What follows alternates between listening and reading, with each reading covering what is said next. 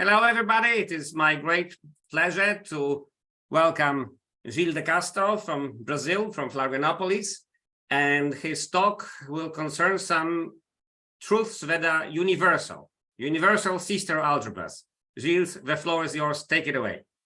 Thank you, Gilles, for the introduction. I also thank you for the invitation to give this mini course here. So I'm going to talk about universal sister algebras.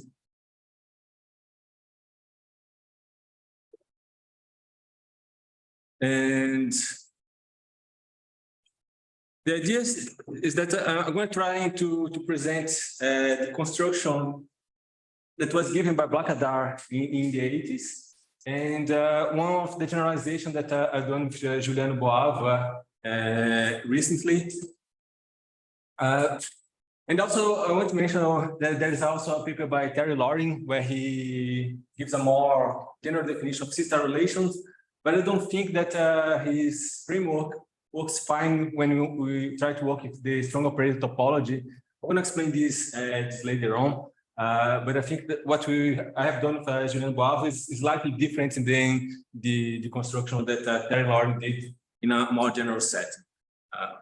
So that's going to be the idea for this mini course. So just an overview. I'll try to aim this as for our grad students who have some background on sister algebras, but I'm going to use as a basis what I know from students from Brazil, and I think that sometimes even if they have some background on algebra, there are a few constructions in algebra they are not familiar with. So I'm going to start with the construction of three. I'm going to put objects in general, but I don't want to work in a categorical sense. I want to work really in a more concrete way. We're going to talk about three objects in certain categories that it's going to be kind of a step-by-step construction until finding sister algebras. So I want to work with same groups, algebras, modules, and star algebras. Then a little bit about relations on algebras. I'm going to work on algebras. But this is something that is done in more general setting for other algebraic structures, not on algebras. So if the same groups or things like that, there is this notion of trying to impose some relations on these three objects. But I'm going to specifically work on relations on algebras.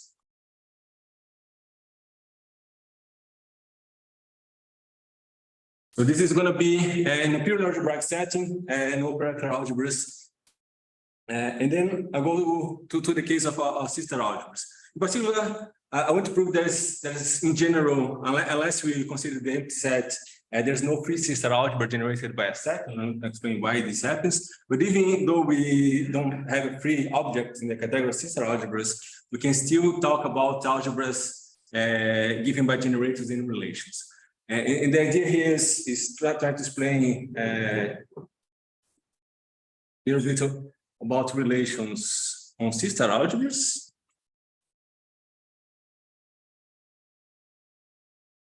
As I said, I'm not going to talk about the construction by Terry Loring, which is a little bit different what I'm going to do. I'm going to do in a more concrete way. I'm going to talk about two different kinds of relations. One using norm, and one using the strong operator topology. And the main motivation of using the strong operator topology in order to talk about relational sister algebras is that when we look at the history of graph sister algebras or axolock algebras and all algebras like that, they avoid talking about infinite sums, because we know that in general infinite sums is not really well behaved in sister algebras. So you have a family of orthogonal projections, and you want to sum an infinite amount of these projections. Is not going to converge in the norm. But if you want to just define a sister algebra with certain universal properties, then you can try to interpret this infinite sum represented in a certain Hilbert space, and there we can talk about convergence with respect to the strong operator topology. So the idea is to allow us to define more algebras that we can allow using only normal relations, which were the relations described by Blackadar in his paper. Okay, so I'm going to talk a little bit about relations. I have a question. Yes. So if we are talking about the norms, there is no choice. There is essentially only one norm on a sister algebra. But if we represent it as operators, then there are plenty of topologies. There is this strong operator topology, but there is also weak operator topology, weak topology in the sense of black spaces. There is also weak star topology and some kinds of like sigma strong and so on. How about this different settings? Does it mean something interesting or? I guess we could try to do that, and haven't tried to do this, but in fact, I think in Blackad's paper, he says that anything that we can describe use Hilbert space or operators on Hilbert space, we can use these as relations to define a sister algebra. There's some kind of condition that I'm gonna talk about, but in theory, yes, we could do that. We could use other topologies on B of H and try to define the other relations. I specifically work with this superbit topology just because, as I said, we wanted to work with some orthogonal projections, and that was the more natural topology that we wanted. Okay, I agree. For projection, yes. In theory, yes, you can define another topology that you want.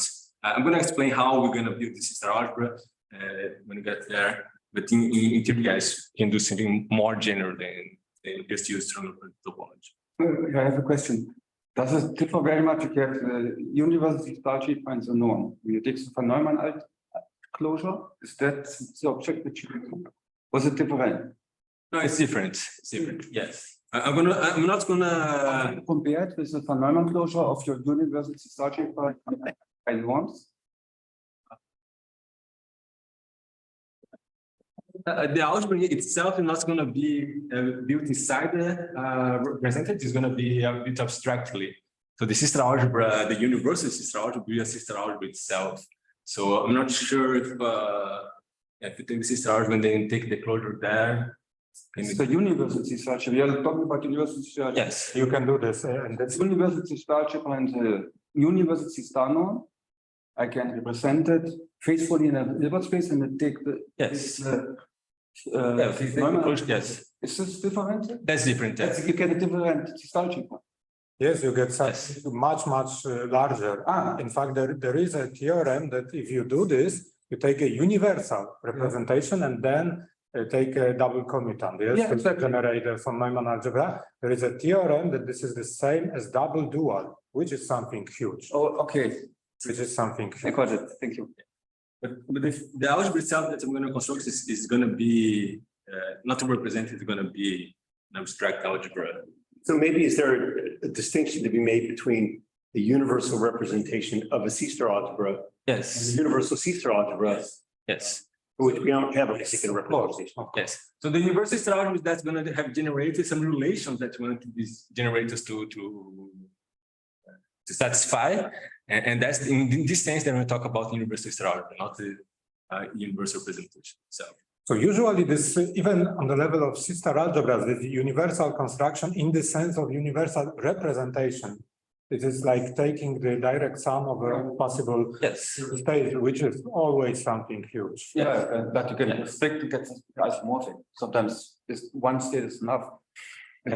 Yes, but what is isomorphic? You get something like embedding, but yes, no. Sometimes your universal, you have a theoretical construction with states, which you construct by Rand-Banner theory. You don't know how many you will need to get a faithful representation. But once is enough. If you take let's take a compact set and see the backmeasure is enough. Yes, I understand. So you are saying that sometimes it is possible to restrict it to the smaller set of states, and that's perfectly fine. That's true, but what I'm saying that this universal representation is all. No, I'm not.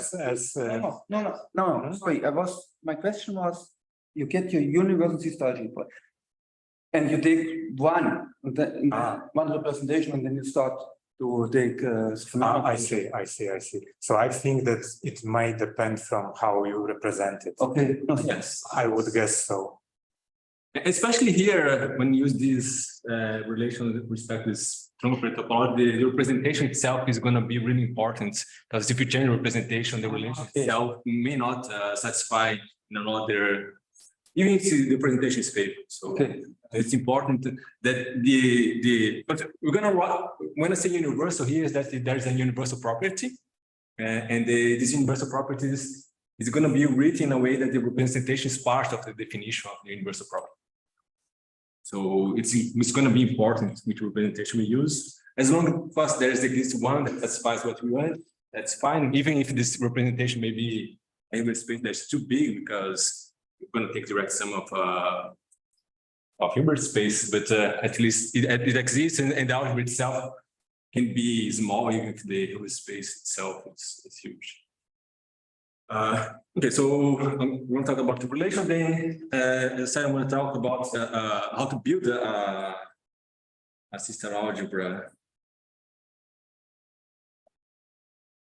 No, it's not going to always be possible, but the idea that we're going to try to build a sister algebra from generators and relations.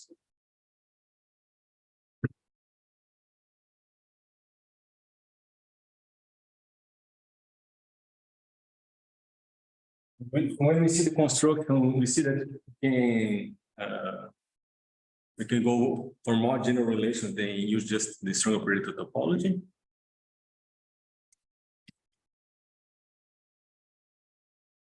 Of course, here I'm going to talk a little bit about the universal property that algebra satisfies.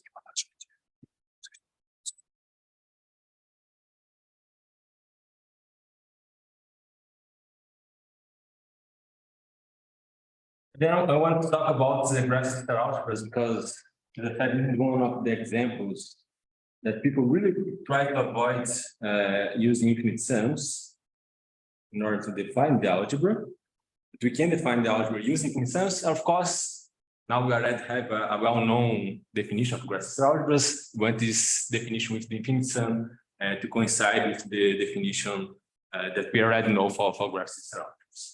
So that's going to be a little bit of the overview of this mini course. Today I want to talk, as I said, I want to talk about this more abstract, more algebraic objects that we're going to use step by step until we find the universal system algebra.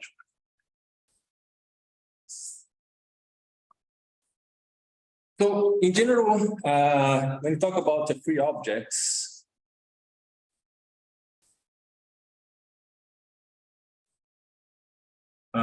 there's a more categorical way of describing this, but I want to write this in terms of a universal property.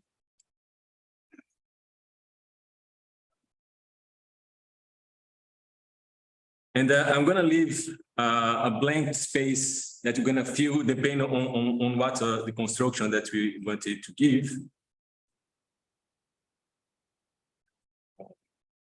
So the idea is that we have a set X.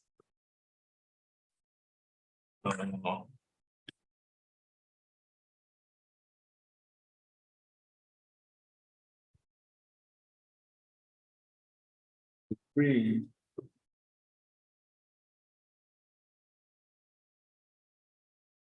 Then we're going to fill an algebraic structure here. Let's say it's pretty simple group, the algebra, the module. Generated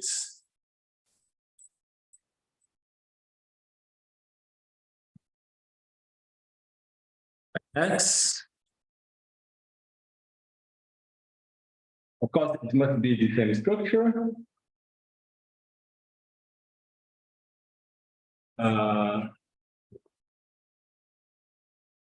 guess we can put as part of the definition of it's not to be. We can think as a pair, or we can think separately, but we need a function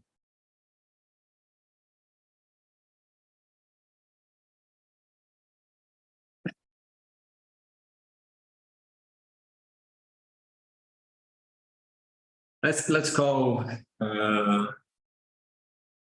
this f effect is for the free object. we're going to have a function from x to f of x. So in particular, with algebraic structure, there are set as operations, even or some norms or whatever.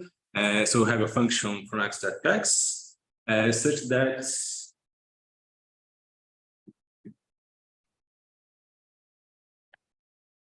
for every function, say phi, let's just use yacht instead of phi here. So for every function from x, where this a is well, this algebraic structure that we want, there exists a unique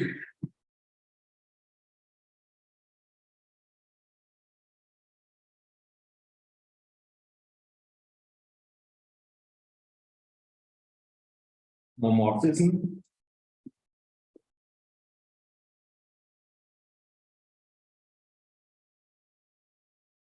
let's say phi hex. Let's go from these three objects. The is other algebraic structure that we have.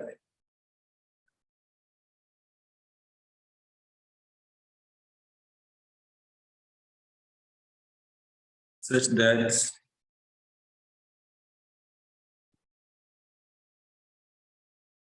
so if you compose phi hex the iota, is going to be so the idea is if you have a free object, in order to define a homomorphism in free objects, it's enough to know what happens with the generators. So basically, this is the properties of a basis in a vector space. So we have a vector space, you have a basis, any function from the basis on another vector space gives a unique linear transformation. In fact, every object in the category of vector space is actually free. But in general, if you give a certain algebraic structure, you want to construct this free object, causing to show that it satisfies the property. And not all categories of algebras or algebraic structures are going to have this free object. For instance, for C-star algebras, there's no such free objects unless X is the empty set. And for an empty set, it's a little bit tricky. It depends if the category in question has an initial object or not. So it can be that for the empty set, there's not a free object, even for all other states. So now we are going to change the gear from these free objects of this type. You are going to pass to some other definition. This is what I'm going to do a little bit later on. I want to first construct the free objects in certain categories because I'm going to use this as a base for the construction. But it doesn't work for in sister algebra. No, it doesn't work. Yeah, I mean, the definition itself you can define. The problem is, does this exist? And the answer is yes, if and only if the X is in the empty set. It's not empty set, and it does not exist. If X is the empty set, and the zero algebra is the free object generated by the empty set, because being the free object generated by the empty set is being the initial object of the category, which is the zero in the case of sister algebra. Sorry, is it right that the only problem is with the norms, that if you require that all these generators should, after applying this phi, have norm less than 1, then one can perform this construction? Yes, because then in a certain way you're already imposing a relation. Because when we talk about norm relations, saying that the norm is lesser equal than 1 is, well, it's a relation. Yes, but one can argue that, okay, requiring something about the norm is not of algebraic flavor. So after all, we are working in topological category, okay? But nothing here is algebraic. In this definition, it's categorical. Here is So categorical. we speak about associating with a set X, some system of bounds on norms as well. Yes. So, but you still claim that there is no such universal object. If you impose a bound on the norms, yes, but then the thing is that it's this homomorphism here. What does it mean being homomorphic? So if you impose a bound on the elements, you cannot change the nature of the homomorphism. So you have to extend this algebraic Yes, to some ambient yes, categorical structure in which homomorphism would make sense, yes, even if you assume these spectral conditions. yes, yes. Sorry, what I meant is that, okay, if you have some sister algebra which is generated by some bunch of generators, you can always, instead of those generators, you can, without laws of generality, assume that the norms of these generators are strictly less than 1. You can just divide by the norm, and you would get something which is essentially the same. It generates the same. It's only rescaling. So I wouldn't say that there is some And the problem big is, problem in assuming this. but where would you change that if you have a function? Yes, you have to change here, have a function such that every element of x is bounded by a bounded norm. And for every function of a bounded norm, you have this. Yes, Yes, yes. And now I think that yes, this is the only problem. yes. This, you can perform this construction. I believe that. Yes, So- indeed. Because as I said, if you put a bound on the norms, it's gonna fit in the construction of the universal sister algebra. This is precisely what happens if you consider something like a sister algebra generated by, for example, one self-adjoint operator, and also parallel to this, you consider something which is generated by one generator which is unitary. So this very algebraic relation of being unitary puts some bound on. Yes. It forces this element to have norm less than one. It's gonna appear when, In yes, case of self-adjoint, you don't have yes, such restriction, and this is precisely the reason why this sister algebra with one generator self-adjoint does not exist, universal. yes. Everything that you're saying, in a way, is gonna appear later in the construction. The other way to formulate this, that if you have something like sister algebra generated by one normal element, and maybe some possible other relation, that then the spectrum of this algebra would be the maximal possible spectrum for this particular element, which can turn out. So in the case of self-adjoint, there is no bound. Yes. Can have the spectrum is real, but it can be arbitrarily large. So this is another way to see this phenomenon. Exactly. I guess we can adapt this definition. As I said, we're going to impose more structure here, but then I would have to think if you do that, it's probably going to work out fine. Because then the idea later is just to quotient the algebra relation that we want to impose. I guess if you think the free algebra using these bounding functions, and then we put the relations, I guess at the end you're going to get the same algebra. You don't have to think about it. Okay. So it's not clear to me that you can do this, because if you have, so according to this definition, you would need some structure in which you could have a place for this element of this X, this set X, the generators, and then also these norms. Yes. What is a norm in this structure? Yeah. Abstractly, it's very hard to say. Yeah, abstractly, yeah. Norms. With the concretely, you have the category sister algebra as well, and the norm is going to be there. And I guess if you want to use the category sister algebras, you can change here instead of working with functions, you can work with bounded functions. And then we're going to have some similar properties of this. Let's say every element of X is going to be taken to an element of norm at most one, let's say. But I want to talk about the system algebraic setting later. Here is really a pure algebraic construction, and then there's no norm. But if this counter domain category is the category of algebras, Yes. then this universal property defines a free algebra generated by X. Yes. So the problem is there are non-commutative polynomials, but it's well known that you cannot define any norm in which these three variables could be bounded in representations. I'm going to talk about the free algebra as well. So let's go step by step. So yes, the free algebra in a sense is built in terms of polynomials, but we can look at the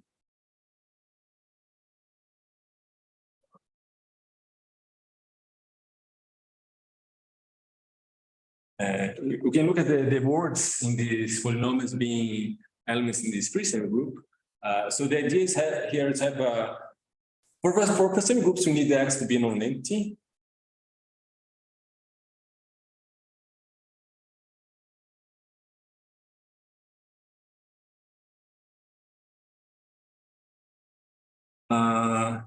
And just as a matter of notation, Xn is going to be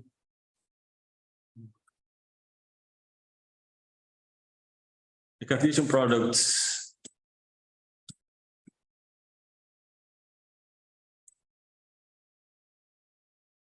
n times.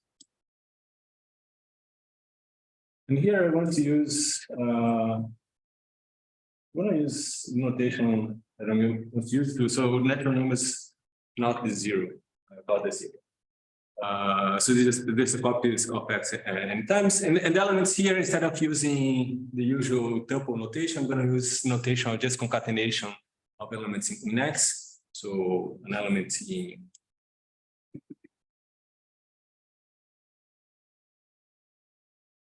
X n, we're going to just denote as just a sequence, thinking this as being a word in the alphabet X.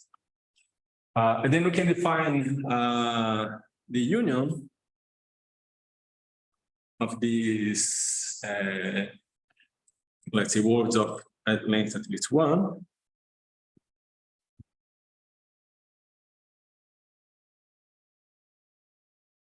And there's a very natural multiplication here, which is just concatenation. So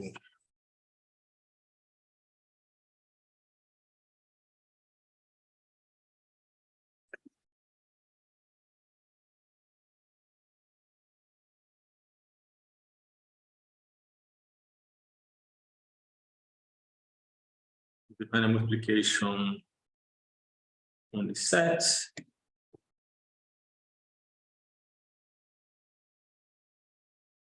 Nation.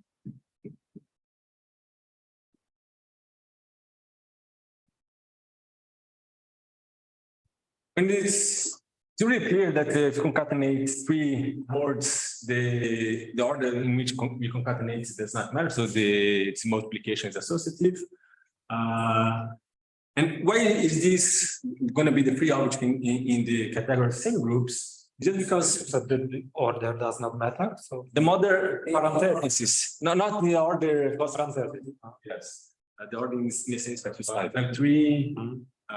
Doesn't matter. The first two are the last.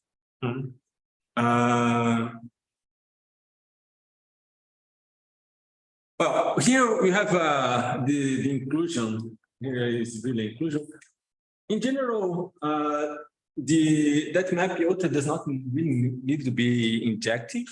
In most cases, it's going to be, when it's injective, we can just think that it's going to be an inclusion. And here is really an inclusion, just because we want X to be X itself.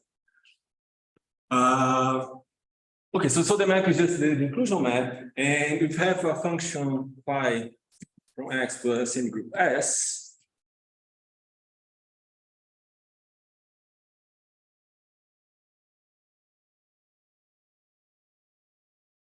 can just define phi hats in the natural way.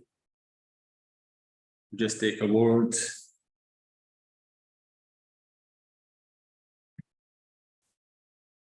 And just multiply.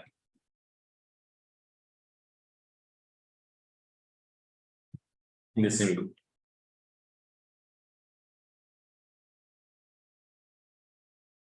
So it's straightforward to show that this map is a homomorphism of semi groups. It's uniquely defined via this function phi.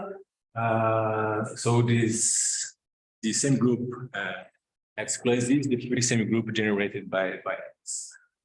One thing I didn't mention is that if you have free objects in algebra, that's fine the definition that I gave before. It is uniquely defined. Go back here, because if you have two different free objects satisfy the same definition, let's say you have iota 1 and iota 2 here, you can use iota 1 with respect to the second one, and you have an extension, you build a homomorphism between the two free objects. Then you can use the vice versa, is like iota 2 with x1, and you build a homomorphism from 2 to 1. And then because this composition is going to satisfy the same thing as the identity satisfies here, the uniqueness of this homomorphism guarantees that the two maps that we built from the universal property, and the composition is going to be the identity in both directions. So it's a very straightforward to show that once it exists, it's unique. Because in fact, this property can be seen as an initial object in a certain category. So it's just the uniqueness of the initial object. But if it exists, it's unique. So that's why most interesting is given a construction. May I ask you a very simple-minded question, please? Yes. When I look at your definition of X plus, you have a theoretical union over all positive integers. Yes. And do you assume that, say, the Cartesian power xk is included in some natural way in the Cartesian power xk plus 1? No, here it's a disjoint union of this. So it's really a disjoint union. Yes, yes. Okay. Because you could look at it as, all finite length sequences, but you don't. You really take a disjoint union. Okay. They are disjoint. Yeah. There's no need to write disjoint union because they are disjoint. Yeah, I know. That's why I asked, right? Yeah. So no, there's no inclusion between these sets. Okay. Okay, so this is the free semi group. So in order to build the free algebra, what we can do is we first build the free semi group, and then we take the free module over this free semi group. So just talk a little bit about the free module as well.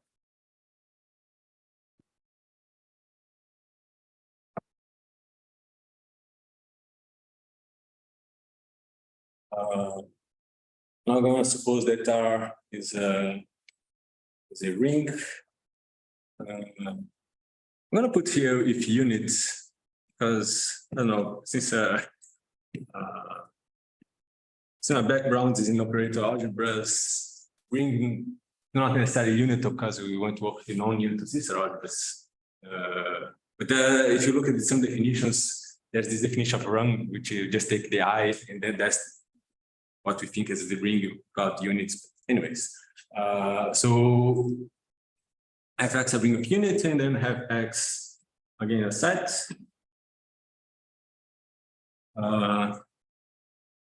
Here X can be empty. The most interesting is when X is not empty. And then we can define the free module as basically what Piotr was talking, but here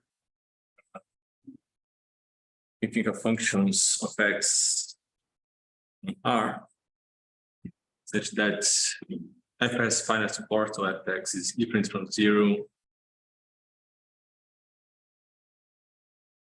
finitely many x.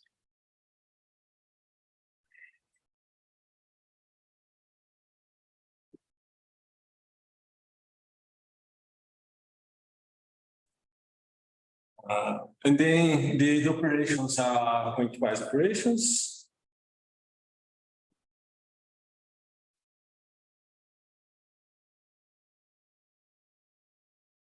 So this is something like finite formal linear over R combinations of elements of X. Yes. But it's the opposite convention. Speaking about the functions instead of formal linear combination. Okay. So this depends contravariantly on X.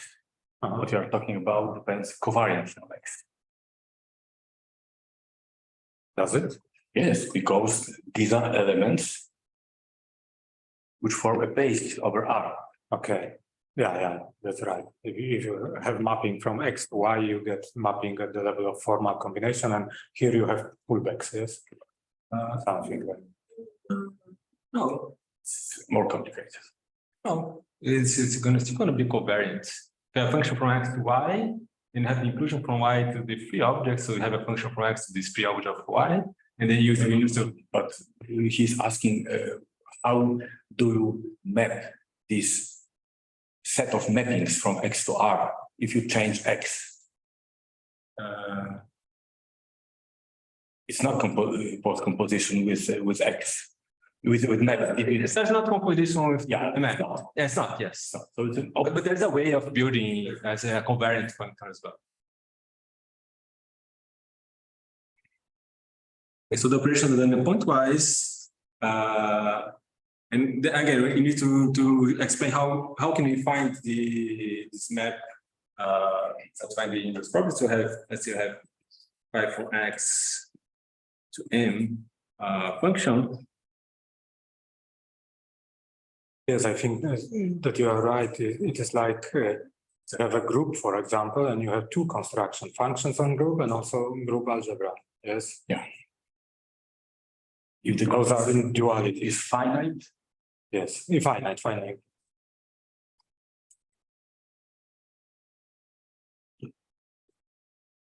So we have a function from X to an R module. How we define this phi hat?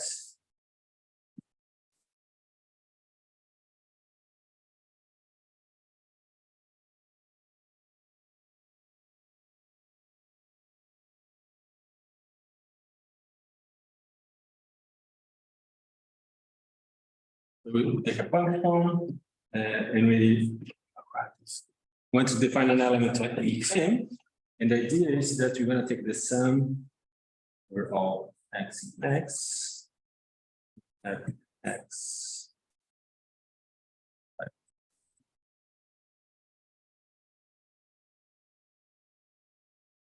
So this sum is finite because there are only finite X for which this fx is 0 is different from 0. So other things you think is some infinite amount of zeros is just 0. This map is well defined, and it's easy to see that because the operations here are pointwise, that this map is going to be a homomorphism of R modules, and also it's uniquely defined by this function phi. So this is the unique function satisfying this problem. In essence, what we're doing here is exactly this act. If you want to think about, I just forgot to mention one thing here. It's just if you have a function, if you have an element in the X, I guess we can define a map delta X from X to R. It's going to be, we're going to send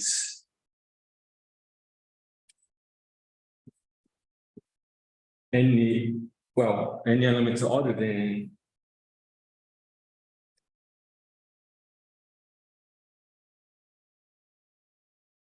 any element other than X is going to 0. We map X to 1. So just correct this function of this one singleton generated by X, and then you have this map iota that goes from X free module, same to map delta X And well, I guess the whole construction, you can think that F is related to the sum. It's not this way, but it's equal.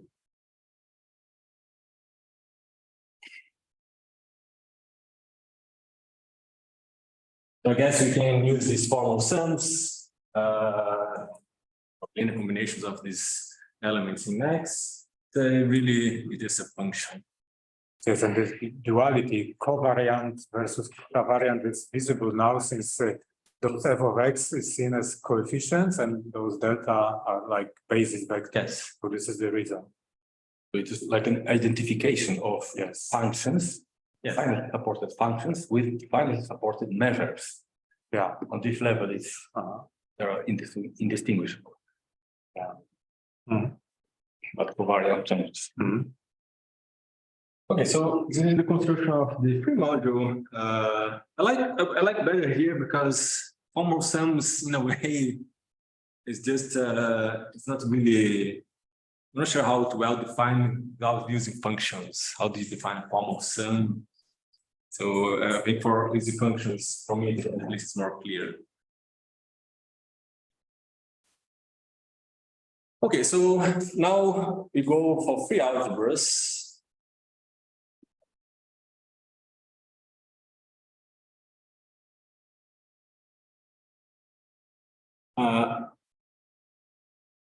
And then I'm going to ask a little bit more from the ring. I'm going to ask that the ring is also commutative.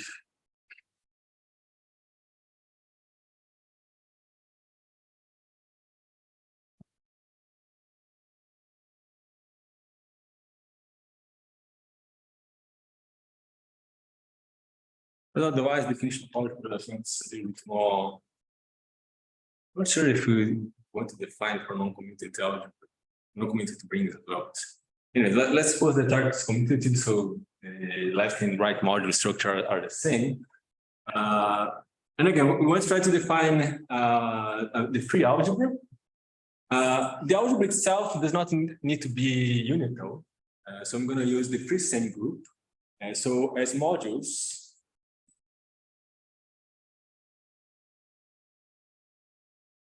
or as a module, I want to define this.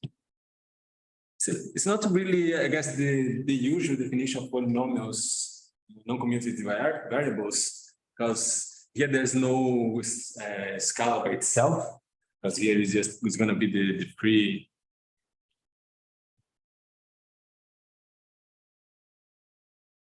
So I guess X is a set here.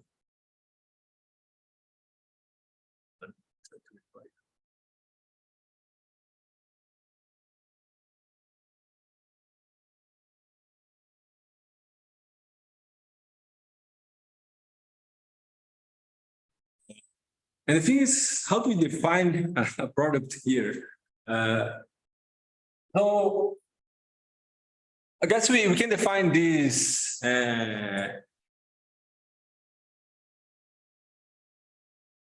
If you want to define it formally, we just take the product of the semigroup and extend it bilinearly. Yes, that's a way of doing it to the product.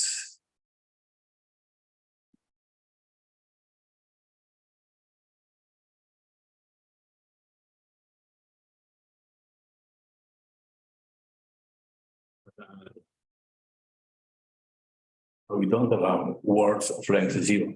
No, yes, area no. Nice. Perfect.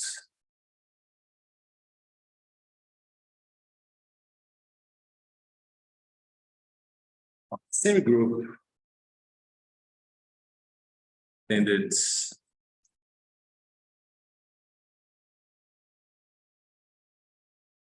bilinearly.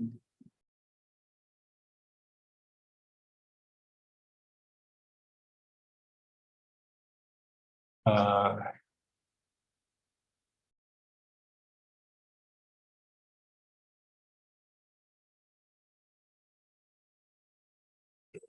little bit It's a little bit annoying to try to write this down in all details because Sorry, so now X plus is a free same group. yes, the free same group, yes. Because we want a bilinear map, but what we know how to do it because this is the pre-module is defining linear maps. So you have to define a linear map for each element in the generator. They extend to the same group and then extend again to the pre-module. So there's a certain step that we need to take in order to define this in details. But they just take this and extend bilinearly, and they're gonna find a product here. And if you have a function, here the map iota is gonna be the same as we had before.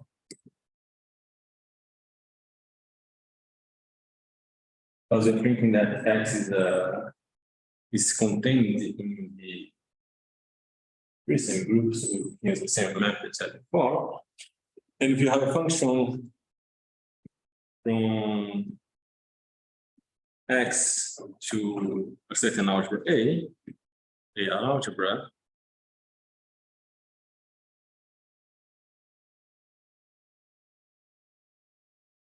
what we can do is first use the universal property of the free same group to extend this map to the free same group. Then you just use the multiplication structure of A, and then we use the universal property here as being a pre-module to extend this map to the free algebra.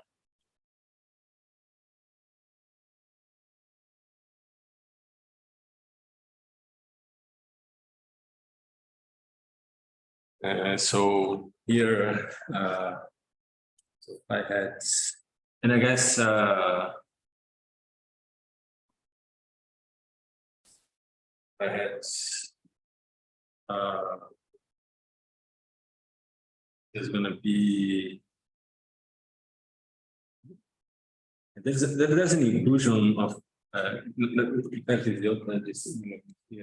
there's another map.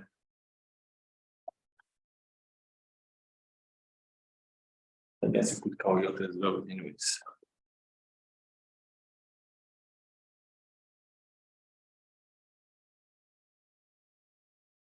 There's the inclusion of the pre-same grouping in this module.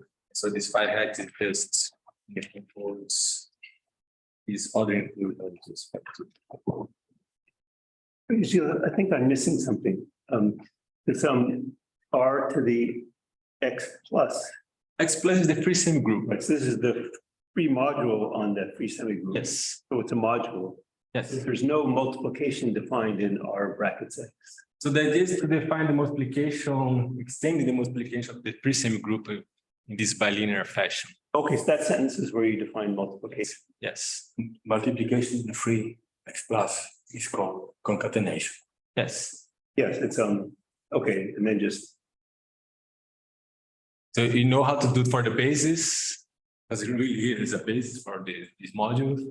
And as I said, it's a multiple step process because you have to constructing the Cartesian product, but we know how to do just for one copy of X. So you kind of build a map from X, the homomorphism from Rx to Rx, and then use the inverse property. I've written this in all details in my notes, but it can be done. But this, So in a sense, you are composing free constructions. Yes. So phi is a morphism of sets. Yes. Phi tilde is a morphism of semi-groups. Yes. And phi hat is a morphism of rings. Modeling rings algebras Are algebras. Sorry, is associativity obvious here? Or that's defined multiplication? The associativity is going to be because the product in the free same group is associative. Yeah. But yeah, we have to take a computation. It's straightforward to show that it's associative. Yeah. You know, those things that it's annoying to write in details, but we know that it's going to work out fine. So, okay, if X just two elements, 0, 1, so what's the if X is just two elements, it's basically, let's say, X and Y.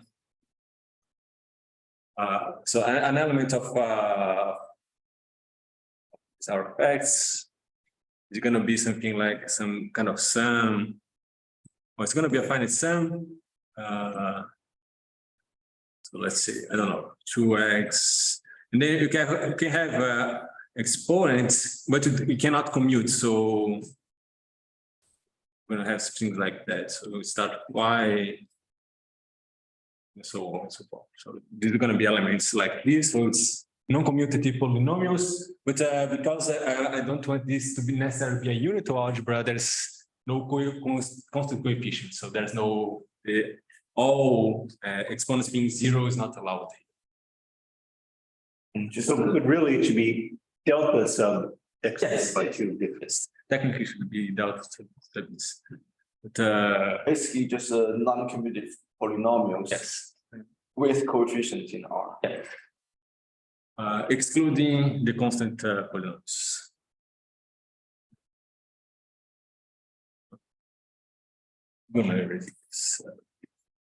Yes, every construction gonna add some more notation, but you use a Boolean notation. Just think that all the inclusions are really the element itself.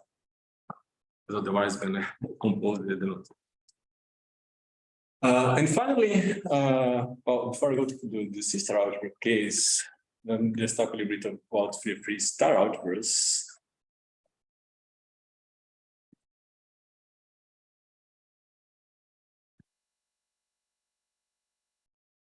So now, R is going to be a commutative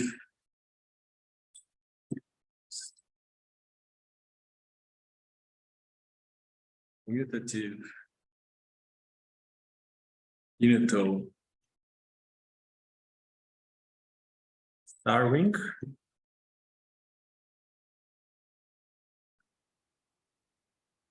I'm not going to use the conjugation notation for the involution in the ring.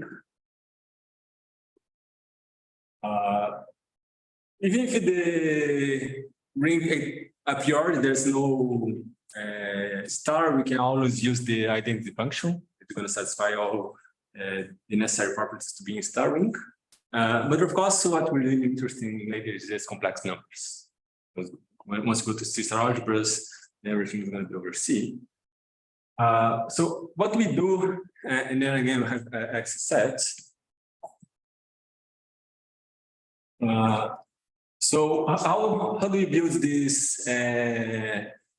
free star algebra? So the first thing that we need a disjoint copy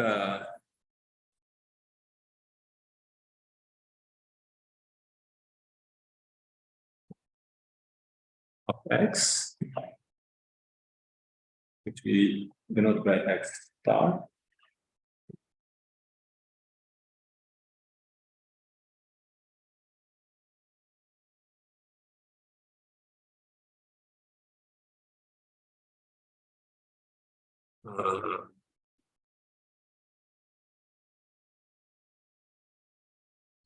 And then we take the free algebra generated not by the set X itself, but X union this copy of X. So here we have an algebra structure.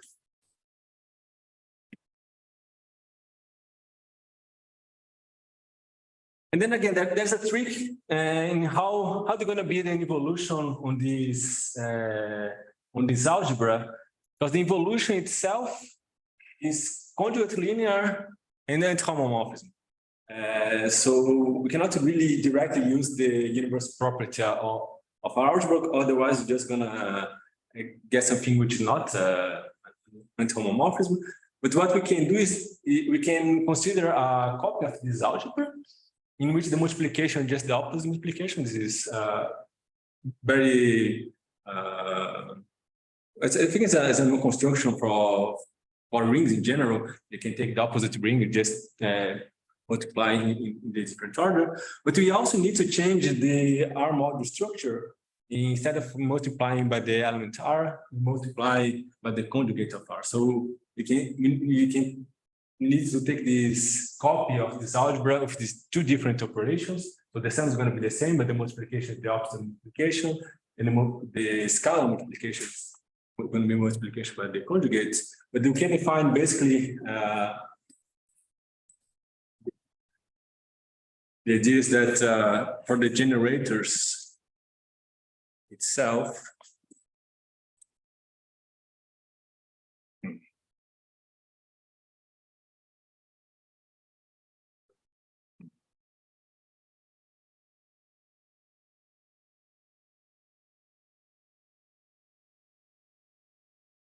we're just gonna take that X star, well, this star X star as the symbol that we take into the sets, star.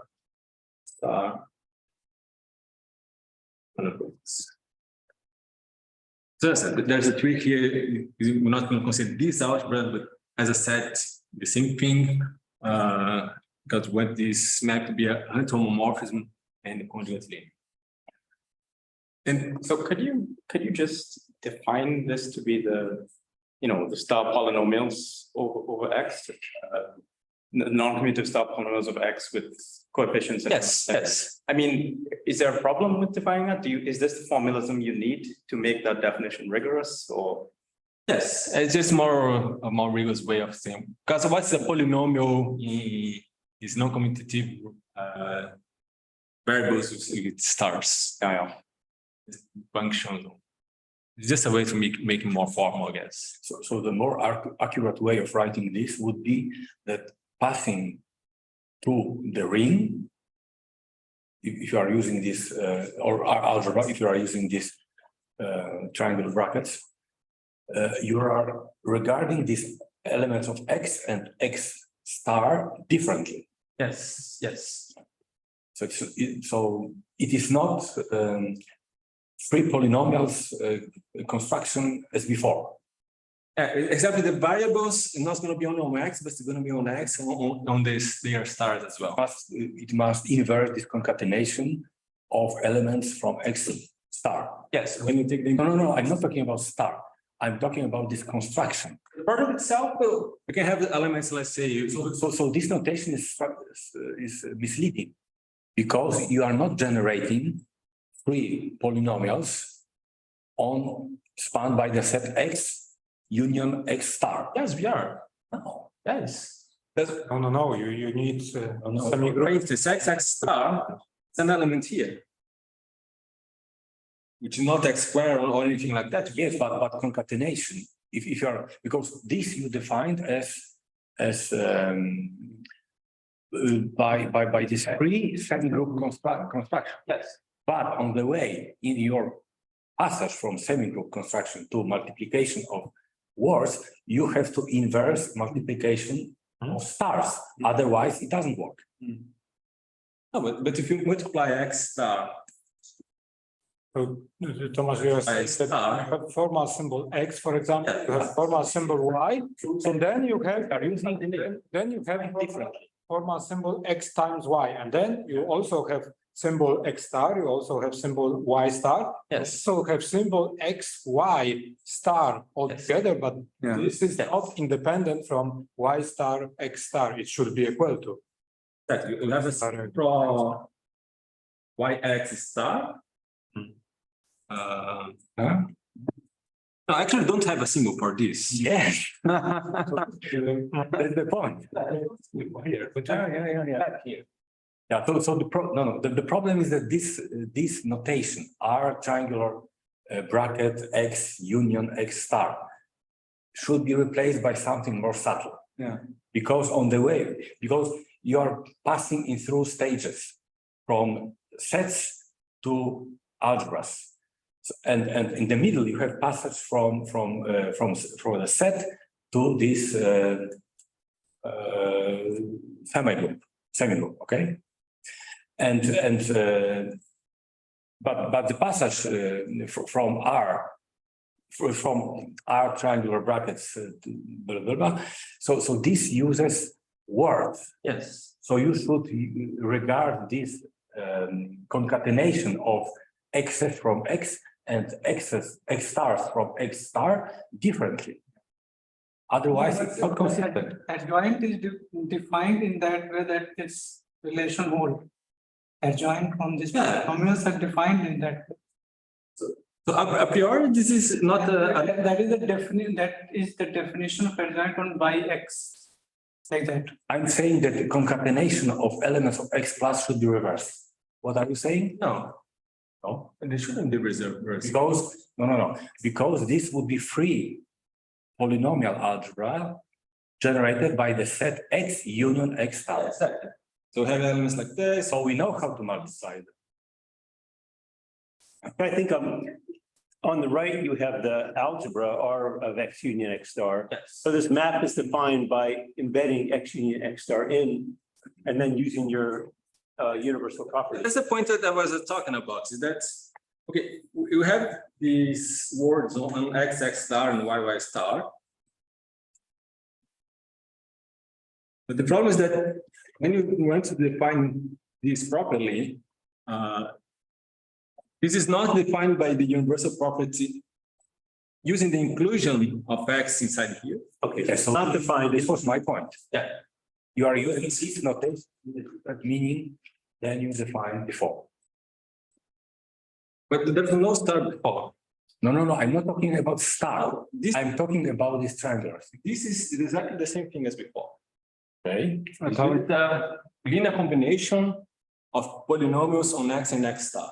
But if you multiply with an element from the ring, Yes. once if you have no star, you multiply with the same element. Once you have a star, you have to take the conjugation and then multiply. And that doesn't work. That's a different definition. No. Thomas is right. Yeah, and there's another element with Let's say something like this, for instance. now if you pass R to the Y star, there was a different definition for multiplying. No, But this multiplication is this. not at this point, not at this point. It's okay. Yeah. This multiplication is this. Okay. We can put R inside the star yet. At this level, at this level, we cannot put the star, yeah, we can put R inside the star.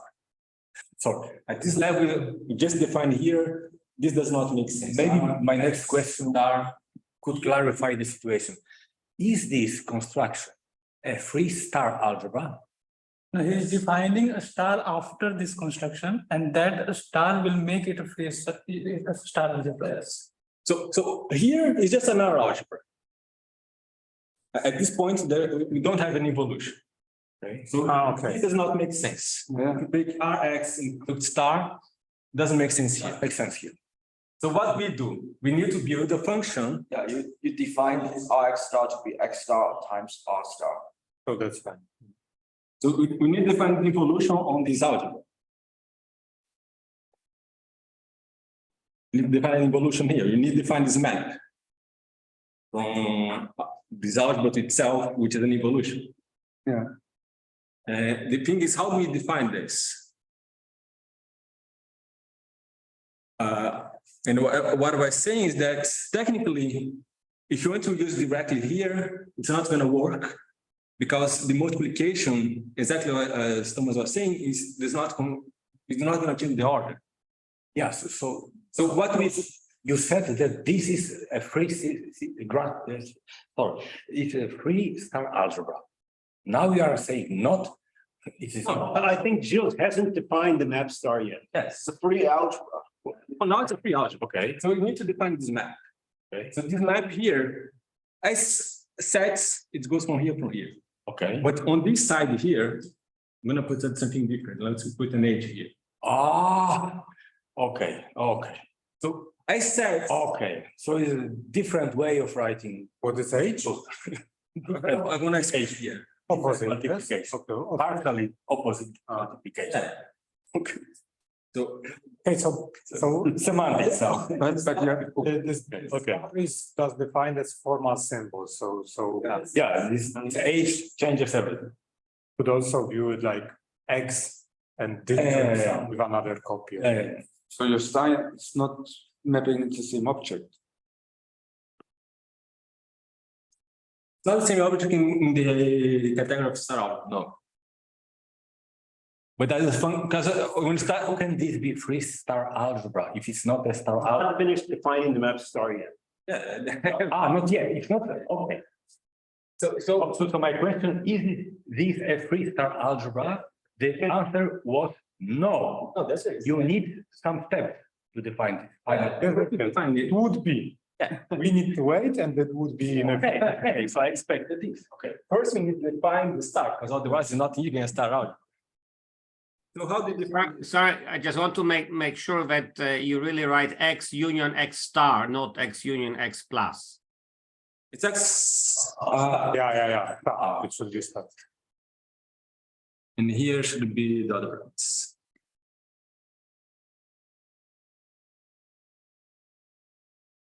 So as the billion groups, these two things are the same. But when we want to multiply here, so let's say all. What happens? Next page. No, page block. Thank you. Oh, what happened? Did someone, right? Maybe someone press clear, it's clear. Yeah, I guess it was my fault, but I can blame it on the artificial intelligence anyway. Okay, so let's say at A and B. Here. Of course, I said it's the same thing, but the multiplication, and let's say you have an element of the ring. So the multiplication is going to be the opposite. So here is just multiplication in the original algebra. And when you multiply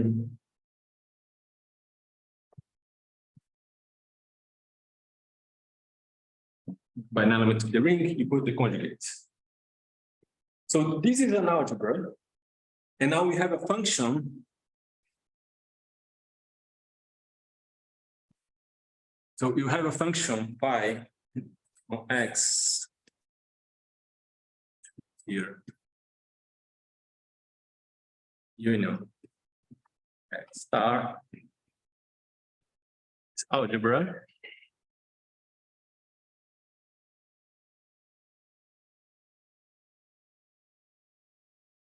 What does this map do? It takes x and maps to x star. And maps x star to x. So the universal property of algebras allows us to build this map.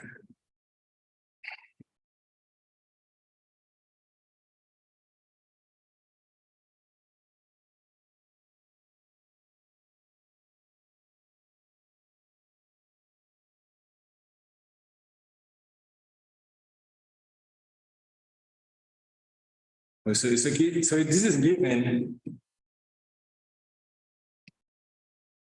a universal property of pre-algebras.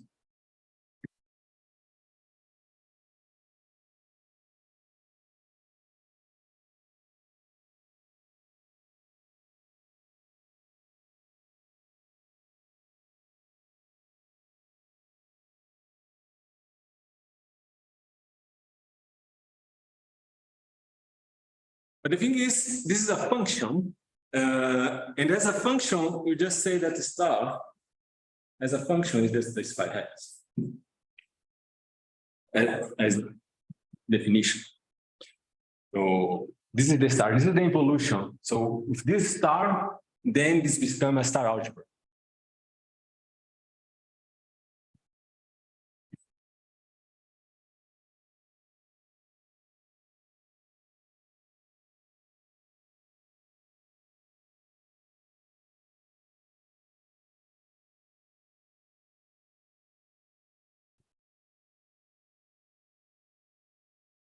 Can I ask a quick question? So basically, so I think basically, if we can define this for X finite set, Yes. and then we can just pass to infinity by some inductive limits, it's like that. Okay.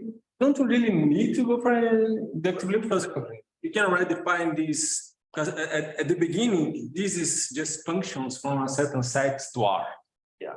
So it doesn't, we don't need to restrict to be defined for. I know, but I mean, for me, it's easier. Like if X is finite, I know how to do this. I know this, right? And then I can just.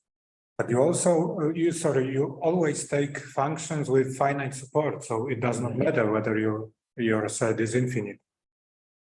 Yes, that's the point. Yes, but it's the everything, it's Kind of a union of. the answer is construction is just for finite. If we know how to define this for X is finite, and then there is a. Yes, but also remember that the semi-group is always infinite. The semi-group. Yeah, the same. Yes. So You cannot avoid infinity. you cannot avoid infinity. Exactly. None, because if X is finite, just like two sets, and then we know that's kind of a polynomial with star, this stuff, we know how, what it is. Yes, but even if X is infinite, still. Yeah, finitely generated Still that semi-group polynomials. could be infinite. Yes. Okay, so Okay, so it's necessary R is commutative, like if I drop this R, it's just a ring, is that okay? It should be okay, right? problem is that our algebras when R is not commutative is a little bit tricky because we really want to write things like X star because let's say if it has a unit, let's say something like this. If R is not commutative, you always need to put the parentheses in order to know if it's the left module, the right module structure that you're using. I don't know. I don't think it's very common to work algebras over non-commutative rings, as far as I know. No, I think if you, from the beginning itself, you specify that you're only working with the left module and then use the universal property accordingly, then. Yes, but as I said, the problem is that once you write things like this, of course, we always need to look at the element of the ring is here, so we need to look at the right left module structure. Otherwise, it's not really about defining it. And if it's commutative, then these things can be interpreted as being R will be multiplying Y or R multiplying X on the left. So that's why it's easier when R is commutative. I guess we can use always, even when it's not commutative. I have a non-mathematical question. Does the undo button work to erase what you just wrote? Yeah, I'm just wondering if it would be easier than having to switch back and forth between the erase and the draw. And... It should work. Yes, it should work. Yeah, I guess so. Let me just have a quick comment. I fully agree with Gilles that the whole package becomes too complicated when your ring R, your coefficient ring, is non-commutative. However, there is a very natural concept of extensions of algebras, and you have, for instance, a relative cyclic homology for some extensions of algebra. So the very concept is important, but the moment your coefficient ring becomes non-commutative, well, basically you should treat it on much less the same equal footing as the ambient ring or algebra. So that would be a comment to Young's question. Thank you. So the problem is already on the level of modules. Yeah. You start with it. Because you can generate an algebra from a module over a commutative ring, and you can generate it from a bimodule. And then there's a problem with free variables. Because the notion of a free R module for a commutative ring, okay, and a free bimodule for a non-commutative ring, they diverge. Okay.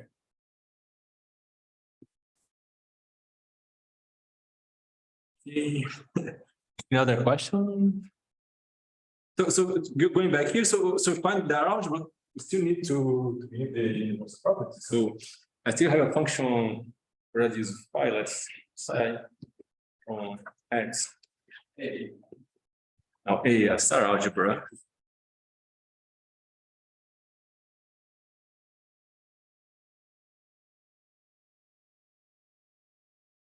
So the trick here is to define a new map X y prime in this union.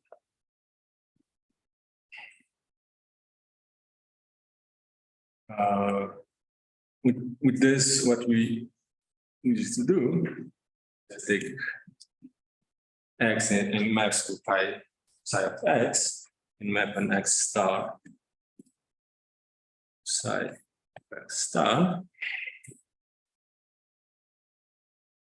So this is a function, and you use the property as being a free algebra to find the phi psi x.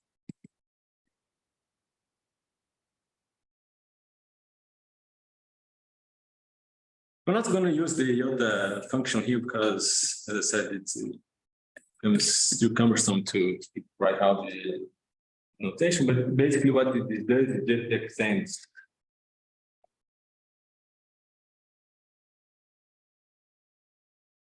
prime is a free out.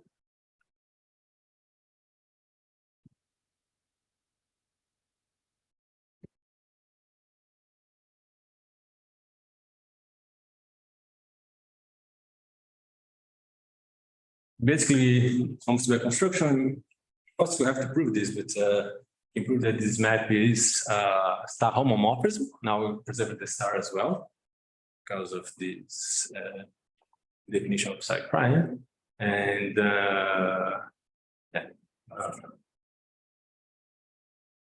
so this is the universal star algebra. And we're going to use this universal star algebra in order to build the universal star algebra once you have the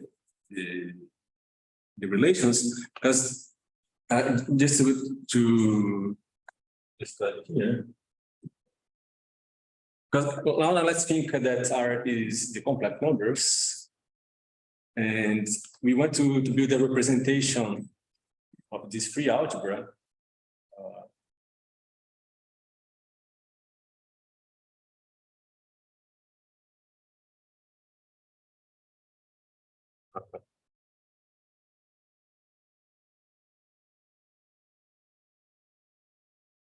Let it be your age.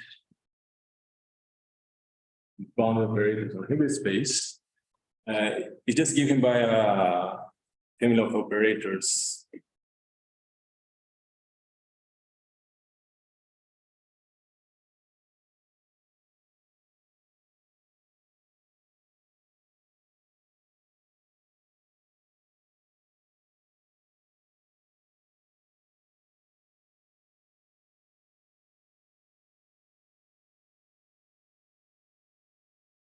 What these operators are belong to.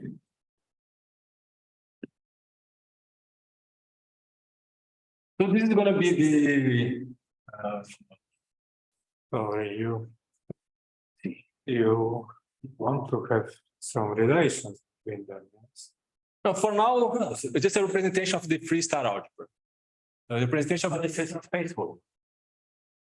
Yes, but still, for example, you have a symbol X star, so probably you would like T with symbol X star should be equal to adjoint of T of X. Yes, because this comes from the universal property, the definition of phi hat. When we came back here, we have just a function. When we extend to the stars, we use this. Okay, so yeah, calling this phi without the hat. This is the representation, but it's really a representation. In fact, you after all would use this expression.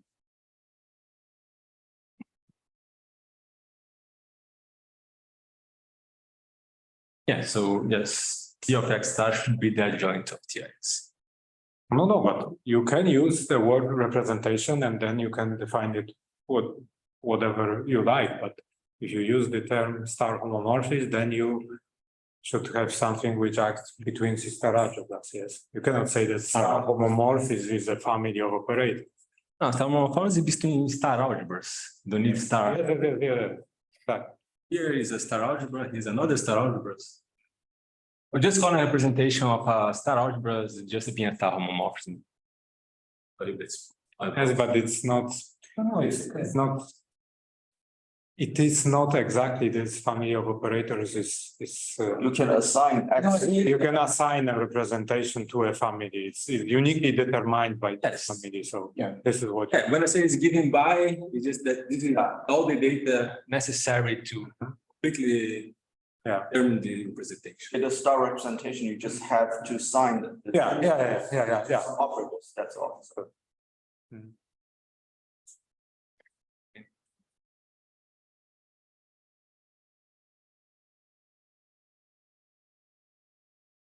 Okay, so when I talk later on, because usually when people talk about universal star algebras, they're gonna give operators or elements in a star algebra associated with each generator. But I want to start the representation itself of the free star algebra. Since these two things are essentially give the same data, it's going to be a little bit easier to work directly at the level of these free algebras. well, we're just at level algebraic, there's no Yes. difficulty yet. It's just. No, there's no problem.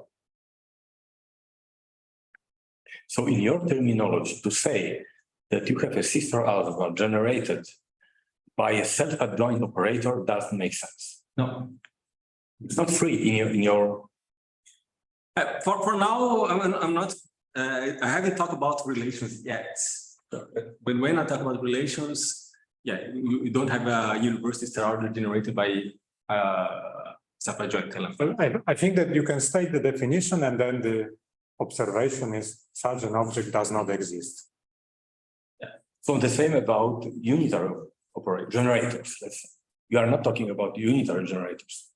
You are talking about generators of type U, generators of type P, and then you have a relation to say that this is unitary. Okay. Unitary means that they have this relation, right? So unitary, you say relation. Yes, U star equals U star U. But people are using this slogan.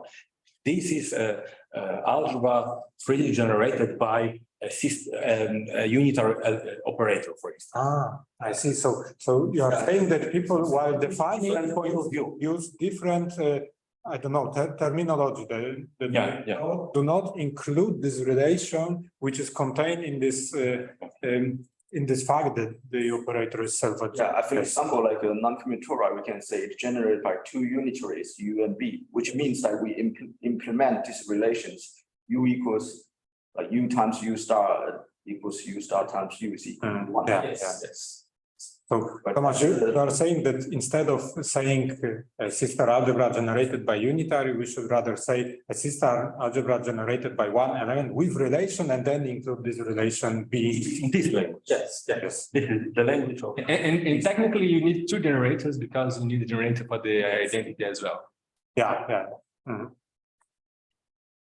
So far, you have not taken the empty words in your semigroup?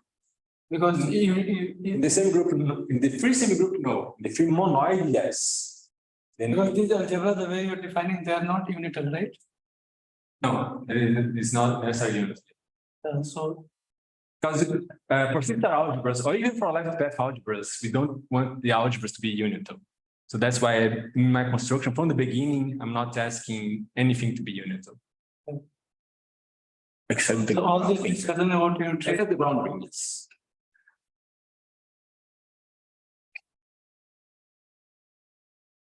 Okay, so let me talk a little bit about some free sister algebras. We already kind of discussed this, but it's just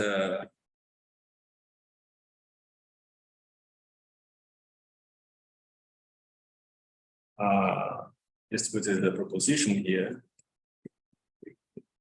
that well, if X is non-empty, there's no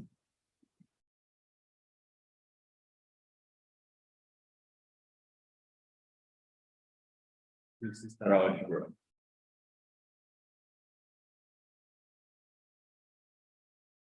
Generated by X.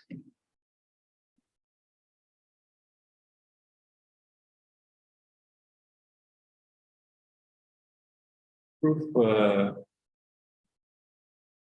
well, suppose the Rus was X is a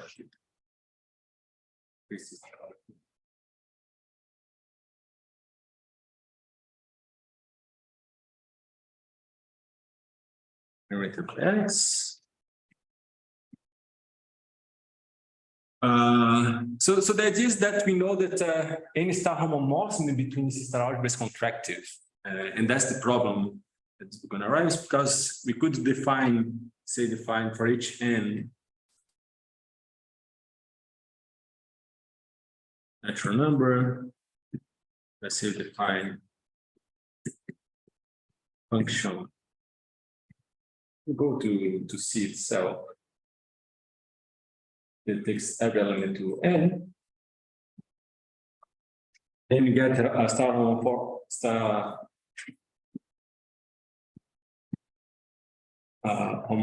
from this free algebra. Complex numbers, which takes x to n. But then we would get that n is less or equal to the norm of x for all n to the conservation.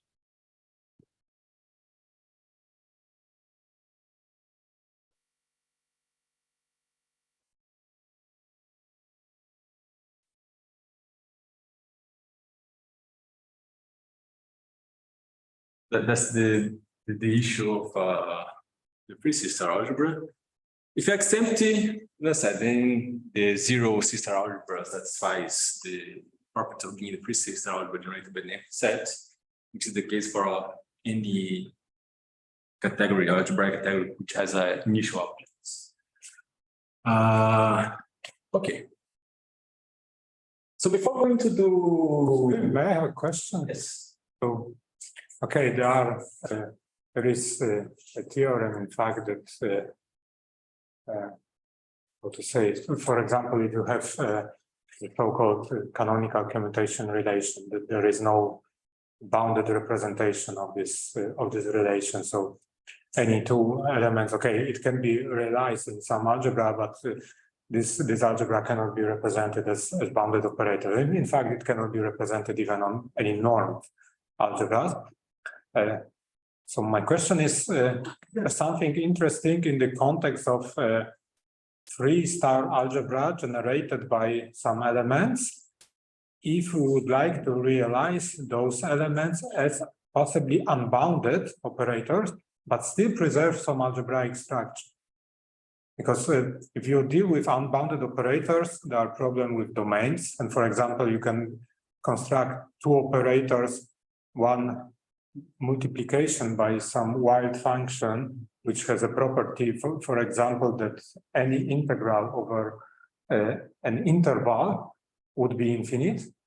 And together with that operator, you can construct something like differentiation. And then the intersection of this domain of these two operators would be zero, consisting just from zero. So the algebraic structure is lost. Nevertheless, there are some examples. For example, one source of such examples, this is so-called operators affiliated with a von Neumann algebra. And in the case that this von Neumann algebra is finite, then you get something which is in fact a star algebra. So this is one possible source. So my question is there any interesting source for this free star algebras, but realized as unbounded operators?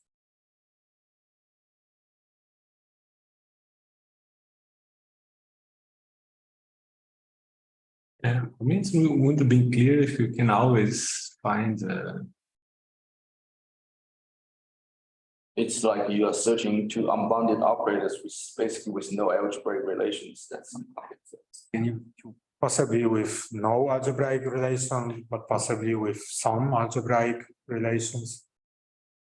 But okay, you can always perform this construction at the universal level, just the quotient with respect to this relation, but realizing this as unbounded operators is a different story. So I'm not familiar with But I think any element of this star algebra, you can think it as unbounded operator on L2 of that. Like with counting measure, if you take L2 of X or something. And Yes, but you are assuming that you already are dealing with a C star algebra. sorry? You are assuming that you are already dealing with a C star algebra, yes? Yes, like when R is C, yes. So this is no, I mean C star algebra in the sense that, okay, unbounded with involution and, sorry, bounded things. But you can have some relations which cannot be represented as a C star algebra. For example, this canonical commutation relation. So the theorem is that once you have in fact a normed algebra, even weaker assumption that being a Banach algebra, you cannot find X and Y with the property that XY minus YX is equal to identity. Yes, I think impossible in this. for some relation, then probably it's difficult, as you're saying. But Yes. just on free level, probably it's you can see them as like on the algebra level, just free algebra level without any ideal quotient. Mhm. I think you can see them as unbounded operator on L2 of X just by left multiplication. If you're asking for the domain, no? You can put a restriction on domain and say that all operators are densely defined. You have a common invariant domain you can require. Yeah. You get a multiplication. You can require that it's dense, so you have closable operators. But still it doesn't solve the problem with a canonical commutation relation, because if you take one bounded, one unbounded, they don't have they have common. Also you can realize relation on a dense domain, but if you take the closure, they're not one is self-adjoint. So you can put restriction on the space, but if you find another one, they have different probabilities. I think your question is like, you want to find two operators for the unbounded, and then this algebra generated by these two operators is free, right? So that's some problem is Something like multiply that, like that. You get a problem with the domain of definition. So you have an unbound operator and you take a power, the domain reduces. Yeah. So you first have to fix the domain and say that's invariant Yeah. under all operations. So you can take The domain is included the issue, like you want to generate it in algebra.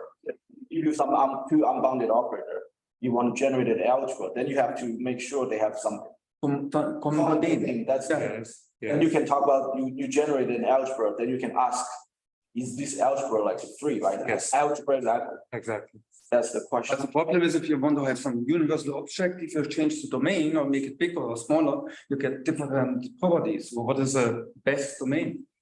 I don't know. Yeah, that's my question. So make something define a universal property. One idea you can try to do is instead of take the pieces algebra generated by relation or generating relations, take this star algebra over C that's free generated by this, and then I guess we can ask if there is any representation, objective representation on unbounded operator, for example.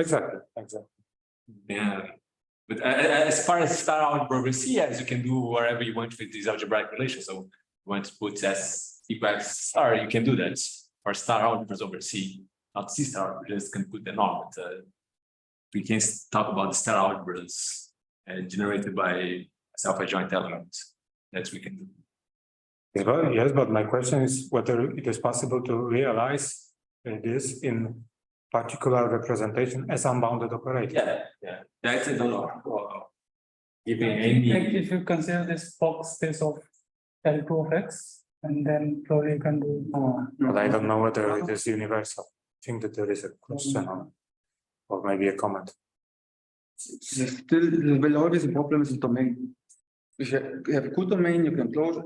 If you want to have self-adjoint operators, there's one representation of the canonical commutation relation. But if you say, okay, one can be symmetric, I don't care about self-adjointness, you can have one multiplication operator on an interval and differential operators. Maybe Yes, you're not essentially self-adjoint. the chance of people from chat.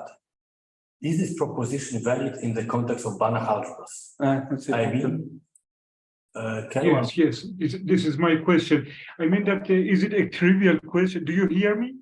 Yes. Yeah, we can hear you. Yes. Yes, yes. My question is that is it a trivial question to ask about the Banach algebraic analogy of this proposition? I mean that can one prove that there is no free Banach algebra generated by a given set?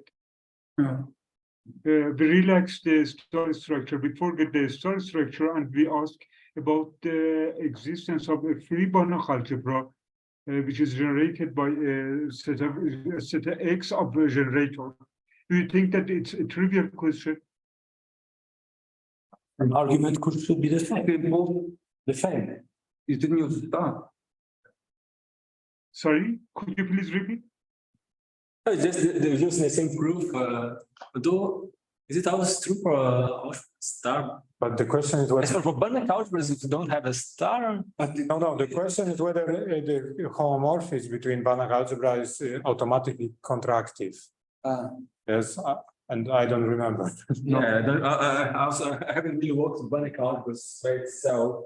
So here is really but still the spectrum of an element. So you take, for example, one generator. Yeah. That's okay, and then you can argue that you can consider a question: what is the spectrum of this operator? And using this consideration, it would probably force the spectrum to be unbounded, which is impossible since the spectrum in any Banach algebra should be bounded. So I think that the answer is negative. Yeah, probably this is what adapted the proof. Yes, I see. Thank you.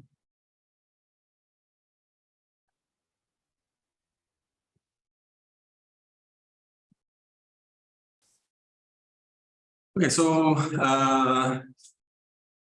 for today, I want to talk about relations, but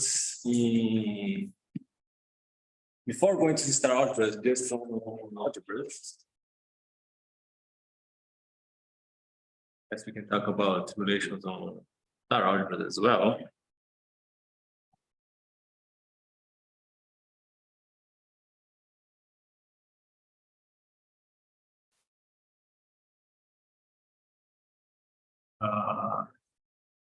And so the idea is that we want to use, in a sense, this algebraic structure that we have, and we want to impose that certain two ways of looking at, let's say, a linear combination or things like that are the same.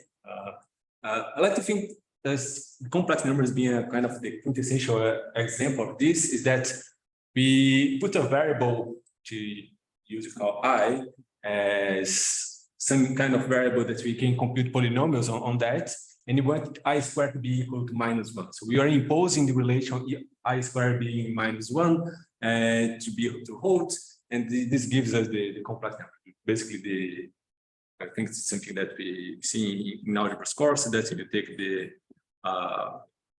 polynomial ring of R, and we take this quotient by this polynomial, this is just going to give us the complex numbers. So we can interpret this relation here as being, of course, since we take the quotient, in the quotient is going to be 0, or we're just going to say this R squared equals -1. So this is kind of the, I think this is a quintessential example of a relation that we want to impose and then work with that.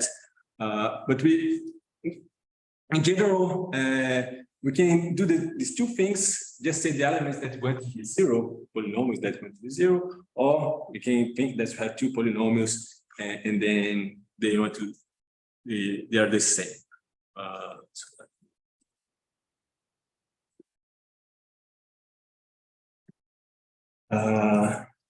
So I guess we can define abstractly a relation. Let's say you have set X.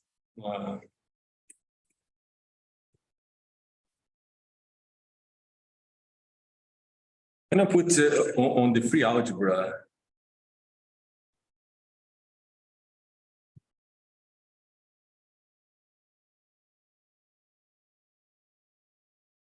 It's just going to be a pair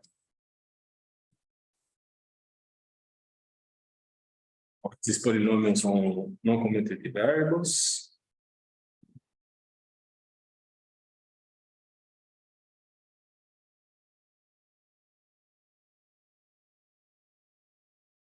that want to interpret it as want this thing to be equal.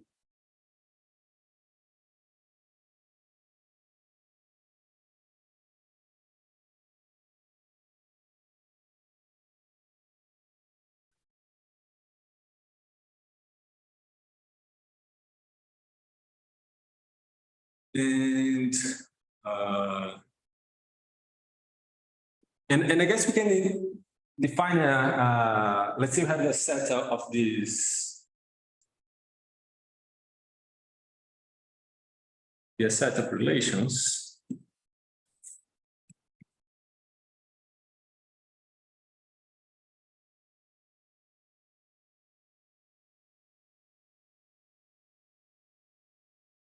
Then we want to define a kind of a universal property similar to what we have done for the free algebras, but now you want these relations to be respected. So let's say that the definition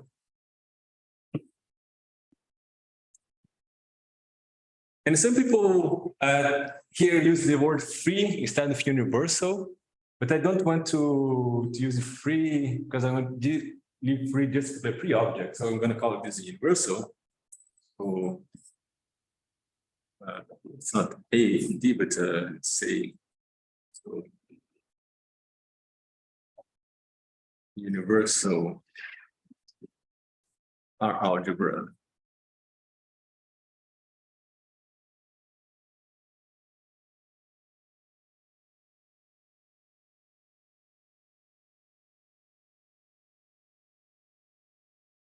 Generated by X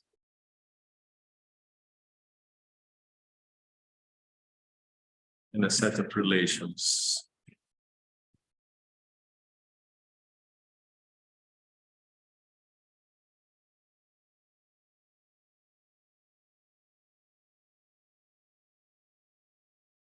We got R. Well, it's an algebra.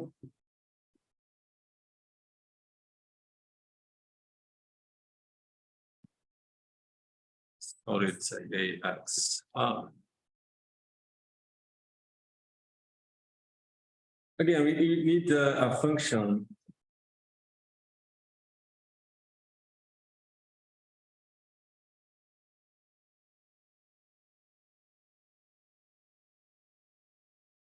X algebra.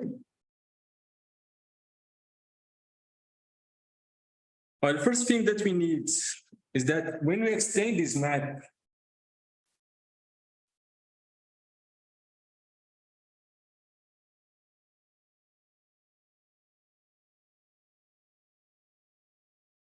to the free algebra.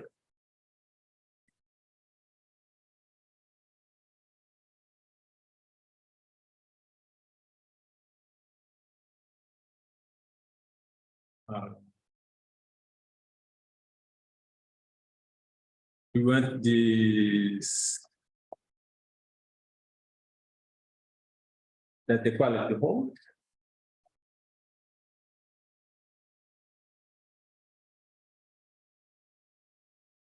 We never have a parallel interpolation. A parallel interpolation is just two elements here that want to be equal. So when you take a function, this function, we use the universal property of free algebra. We want this really to hold. And for any other algebra,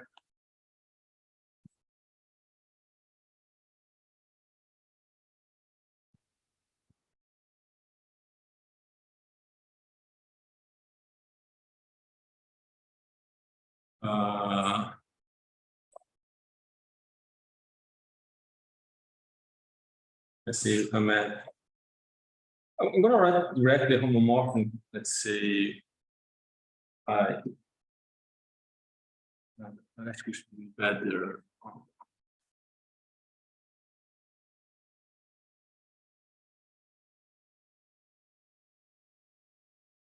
X E. If then again, the extension satisfies the property.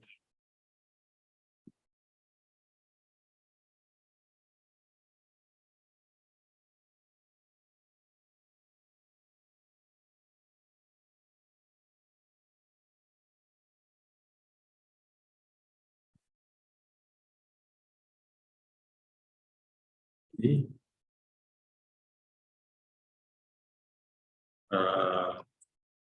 extension here to the algebra has unique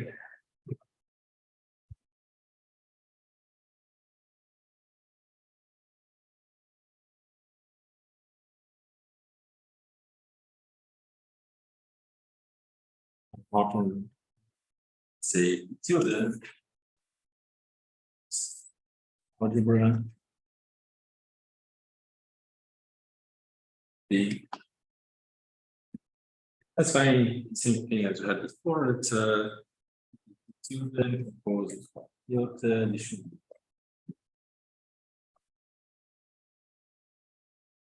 So this is basically, you have a set of relations, you generated a ideal. Yes. Inside of that quotient that. Yes. So the existence of this free or this algebra, the existence. Why don't you use the notion of an ideal in this language? Having this preference on some universal property versus Just the universal property. Once you have a universal property, we want to prove the existence. The existence just take the quotient for the free algebra. It's just because we have a model for the free algebra that can have different models for the free algebra. As we put that, we could use this function like this form of sums, we could use, I don't know, something different. Because the free algebra itself is not unique. Well, it's unique if diagonals are multiple, it's not unique as a set. Yes, we can do the same thing for this algebra generated by this generates in relations. It's not uniquely defined, it's uniquely defined up to isomorphism. So for the existence, just take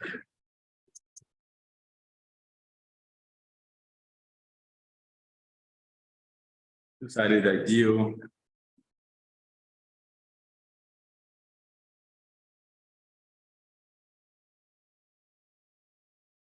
The free algebra.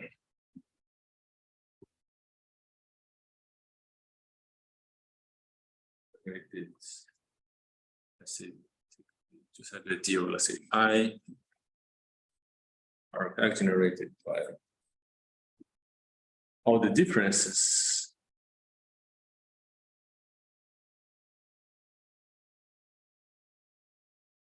and we take the quotients.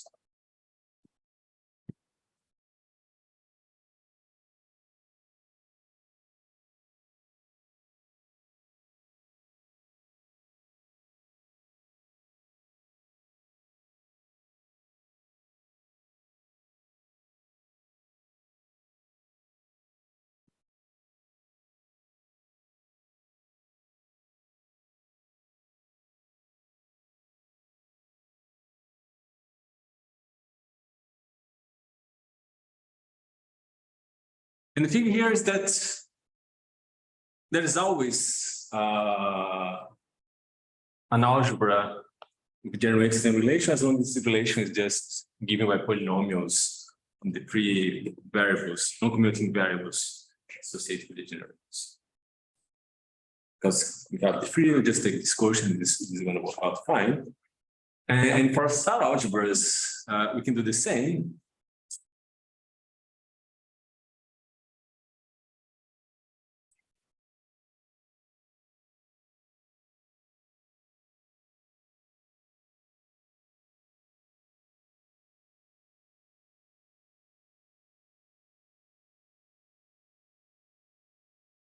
There is an analogous construction.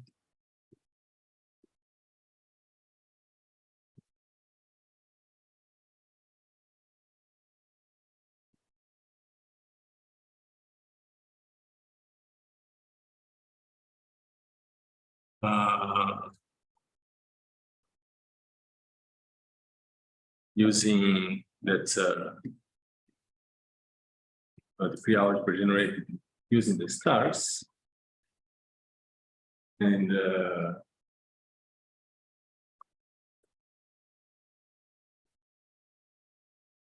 considering the two-sided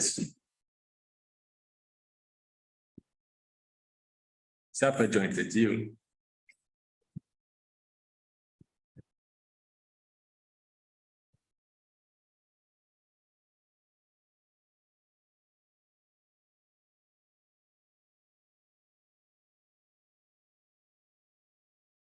generated by the relations.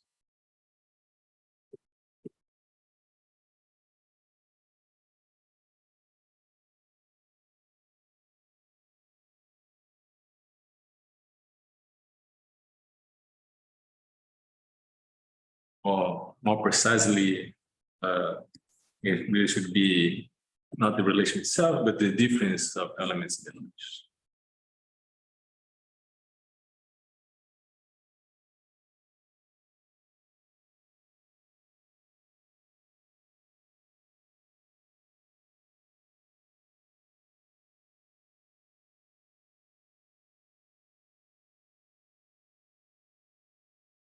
So now the symbol R, triangle bracket X union X star is a sister algebra.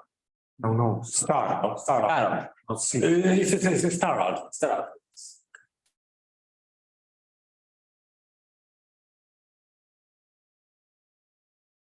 So let's say some examples.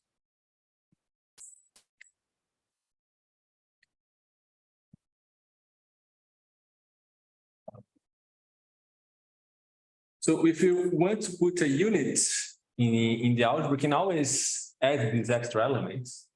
Okay. I'll do it later. So let's say you have next element to just 1 point, and then I guess we could put the two different.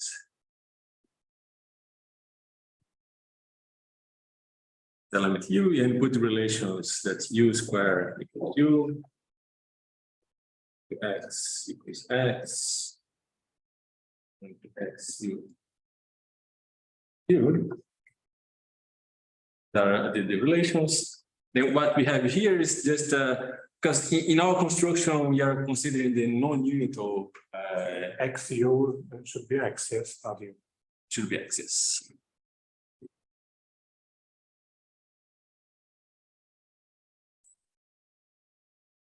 Because in our step, we are considering not instead unit algebra, and always add that unit. So this algebra generated by x in the relations is just usual polynomial algebra.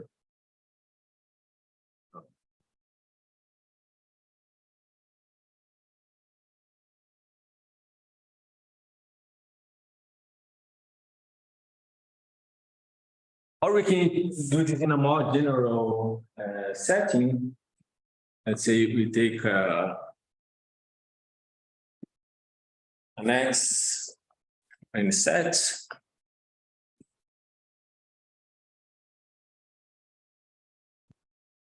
Take an element U which is not in X now.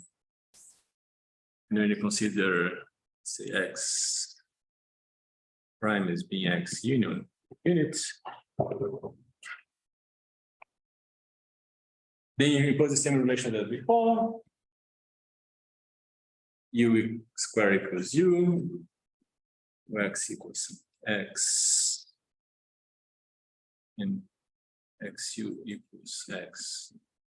X, and let's say now that XY equals X.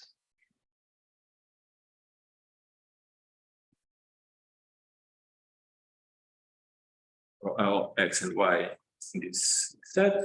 So what we obtain here is the polynomial algebra. We're possibly infinite many variables, but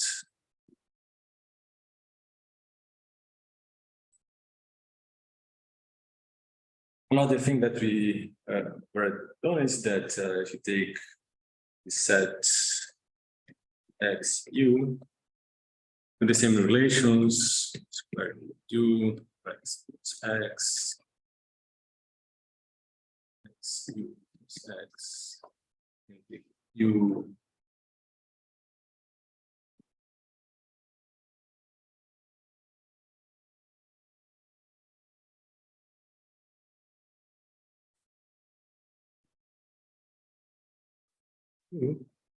And here we want to be over the use. Then this is just complex numbers.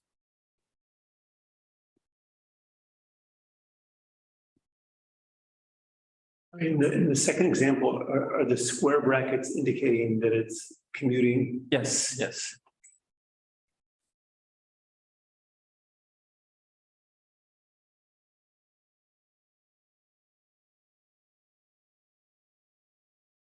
Yes. Let's see if we can do this in 5 minutes. Let's say one last example. Let's say we have E.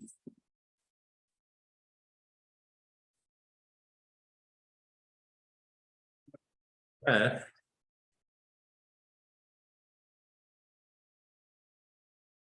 So just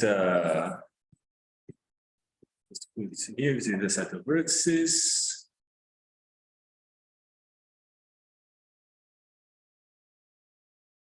One is the edges.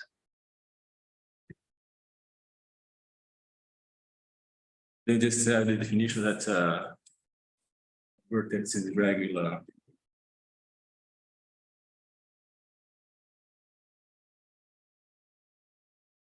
If this way.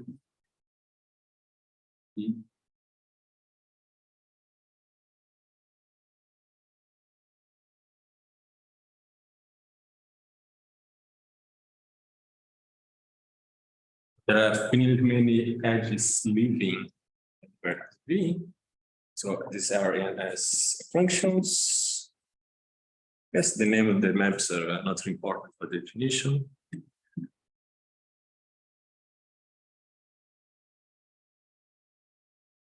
And I'm going to do a little bit different what is usually done because I want here R to be star ring. If there's no star, put the identity as the star. And then we can define the last step algebra.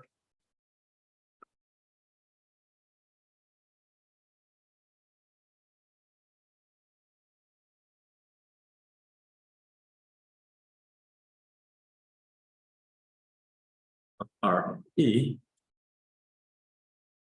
So it's going to be the universal. Usually, the way that we do this is just take a copy of E1, put the stars on E1, but we don't put the stars on E0. So we then take the algebra generated by 0, E1, and we have 1 star. I just want to mention here that we are assuming that this is something that I don't often really see this written, but we're assuming that intersection is empty. Otherwise, I think it doesn't work out fine.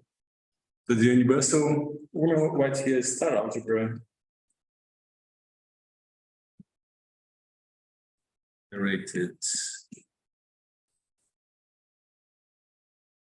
by so copy E0 and 1. Else that's fine. So there are usually 5 relations that we can actually 5 family of relations. So if you take V prime, this is delta V prime V. But because I want to build a star algebra, I need to add this. This is also going to be the star. Usually, this star doesn't appear in the definition of light path algebra because it's not usually defined as a star algebra.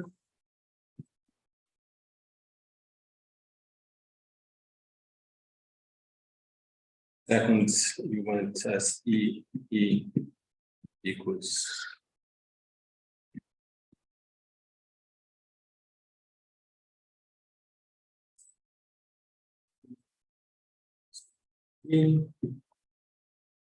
edges.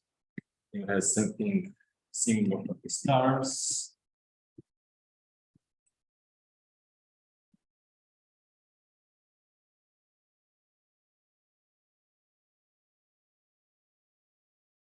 Edges.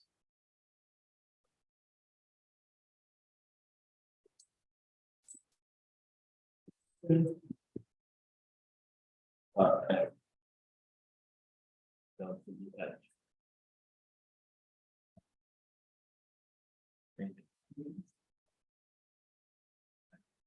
And finally, projection.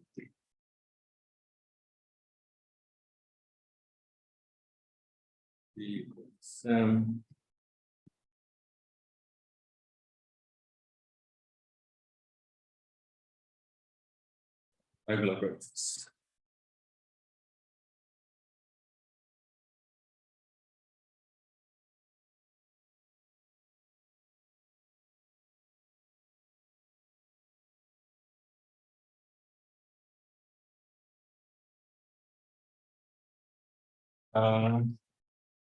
So this is the definition of the graph algebra in the pure algebraic setting. And here really we need this sum to be finite, but I want to work out in the sister algebra setting, allowing here, removing this, so allowing this relation also to work in the case of non-regular vertex. No sinks we still don't want to put because otherwise we want to say the sink is 0, but we want the sinks to be different from 0. But other than that, I want to allow this sum to be infinite in the sister algebra set. Yes, that's it for today. So can you explain what's the last equation again? So V is equal to the sum of the E star.